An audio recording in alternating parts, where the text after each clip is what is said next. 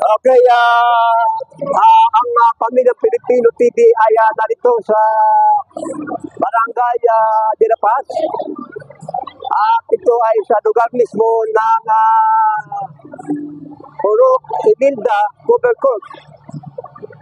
Na ang ating pong kapitan dito ay si Honorable John Felix Jeffrey Fernan Nabal or John Jeffrey Nabal Fernan. Siya po ang barangay captain dito at kasalukuyan po ay nagkakaroon dito ng medical mission at nakikita po natin ang daksa ng mga tao rito sa nasabing barangay upang sila po ay magpakonsulta at maghumingi ng gamot. Narito din po ang ating mga senior citizen at inaasikaso po ito sa pagkakaloob ng Watson.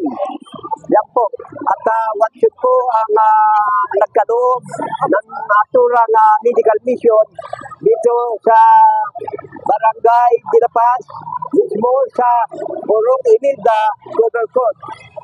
Yan po, at hatid po yan ng ating mayor, alkalde na si John Inaris ng Antipolo City at ng ating pong barangay captain na si Jeff Nabal.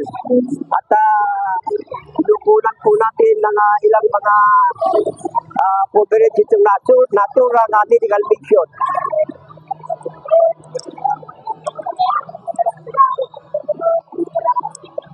Ayan po, at lumagsa na po ang tao. Ayan. Yan po ay sa pagkakaloob ng Watson. Yan. Okay. At ang naturang pong medical mission ay ngayon lamang umpisa ng alas 8 hanggang alas 1 o alas 12 ng hapon ng tanghali. Kaya inaanyayaan po yung mga taga rito mismo sa Purok Imelda upang sa ganon ay magtungo po kayo rito upang sa ganon ay magpagamot po kayo na hatid ng Watson. Ayan po. Itong naturang lugar na ito ang Purok Imelda Cover Court ng Barangay de La Paz.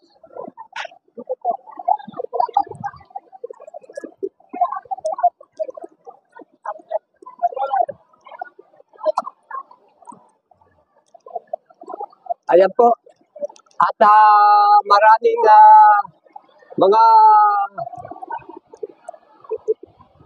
pwede kayong magpakonsulta dito at may libreng gamot po. Ayan. Ang medical mission na ito, muli inuulit ko, pagkakaloob dito ng Watson sa pangunguna ng ating mayor, John Inaris, at ang ating barangay captain dito sa Barangay de La Paz na si Jeff Nabal. Ayan po.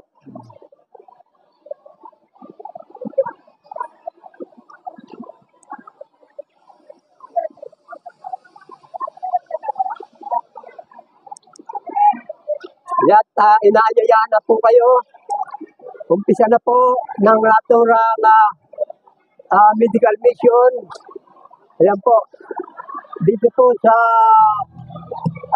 Cover Court ng Purok Imelda ng Barangay de La Paz.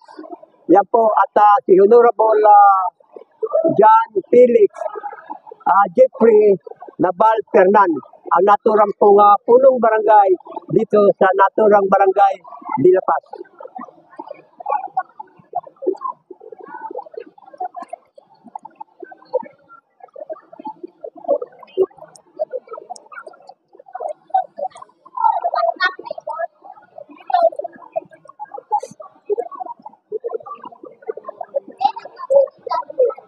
Ma'am, senior citizens na po kayo, no?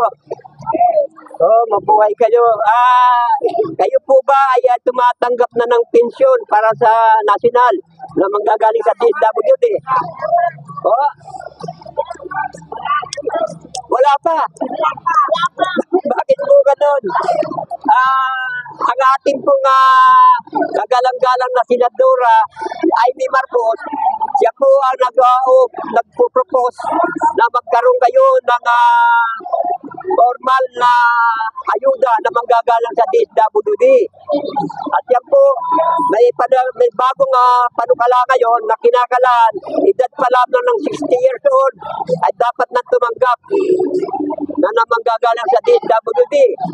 At yan po ay umpisa po yan na magkakaloob din ang pamahalang gobyerno natin ng DSWD na kapag nag-edad ka ng 80 ay tatanggap ka na po ng 10,000 pataas hanggang 90,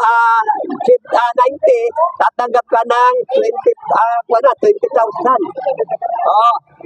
At hanggang sa umabot po kayo sa centennial na 100,000. Ayan. Yan, mga senior citizen po yan. Dito po sa ginaganap na medical mission dito sa Purok, Imelda, Cover Court ng Barangay de la Paz. Muli, ang inyong Rudy Siyasat ng Pamilyang Pilipino TV.